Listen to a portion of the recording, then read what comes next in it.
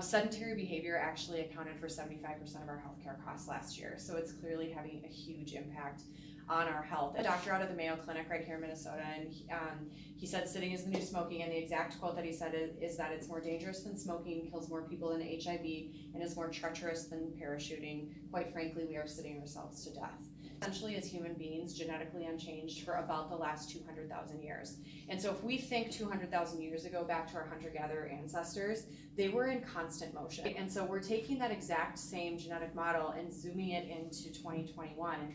And unfortunately, genetics could not predict the advent of things like chairs and remote controls and computers and commutes. And is a principle called plasticity. And plasticity just means that any position that we take for a long period of time, your body's going to adapt to. So we actually start to take that shape. Another thing that happens when we get into that shape and we become compressed is that it actually cramps down on your diaphragm.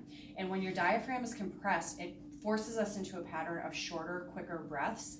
And that doesn't seem like a big deal overall, but the problem is that that signals to our brains that we're in a fight or flight situation. You sleep and your body's just in this constant overdrive situation because it's in a stress response. That when we get these plastic patterns and we're stuck and joints aren't moving, you have an entire nervous system that is traveling through these joints, and your nervous system controls every single tissue, organ, and cell in your entire body. So if you now start having joints that are not moving, not allowing space for that nervous system to function, you're going to have a lockdown of communication between the brain and the body, and you're also going to have constant pain signals being sent up to your brain saying that you're in pain, something's wrong, and that's going to keep your stress response and over something. What is the ease with which the joints go through that range of motion? Because if we have good and efficient movement, it actually decreases your potential for injury.